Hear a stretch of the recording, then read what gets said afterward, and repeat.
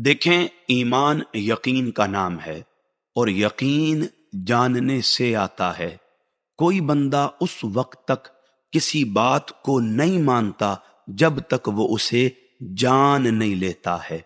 अब आप तसव्वुर करें, करीम आका अलैहिस्सलातु वस्सलाम के मुबारक सहाबा कायनात की वो मुक़द्दस अज़वात हैं, जब कभी करीम आका को कोई हुक्म आ जाता था वो उसे जानते बाद में थे, मानते पहले थे।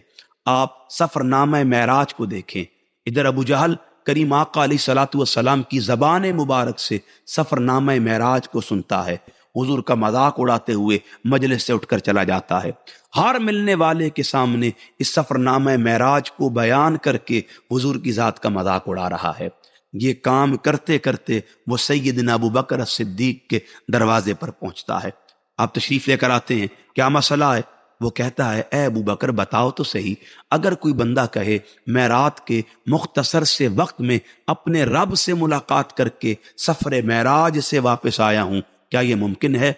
आप फरमाते हैं किसी बशर के लिए ये मुमकिन नहीं है। वो बिल मुत्तसिल ताना वारिद करते हुए कहता है, तो फिर सुनो, तुम्हारे नबी मोहम्मद मस्जिद में बैठकर ये बात कर रहे हैं कि वो रात के मुख्तसर से वक्त में अपने रब से मुलाकात करके सफर मेराज से वापस आए हैं। जो ही ये बात अबू जहल करीम आका अलैहिस्सलातु वस्सलाम की ज़ात बाबरकात की तरफ मंसूब करता है, अबू बकर सिद्दीक बिल मुत्तसिल फरमाते हैं, सुन, मेरे नबी ने जो कुछ फरमाया है हक फरमाया है, सच फरमाया है। अबू बकर अपने महबूब की हर बात की तस्दीक करता है।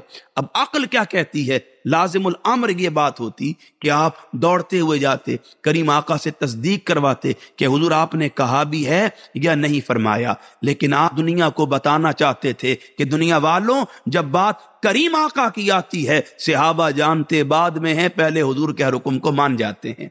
तो आप तसव्वुर कीजिए, ईमान यकीन का नाम है, यकीन जानने का नाम है, लेकिन सहाबा किराम वो मुक़द्दस अज़वात हैं जो जानते बाद में थे, करीम आका के हर हुक्म को मानते पहले थे।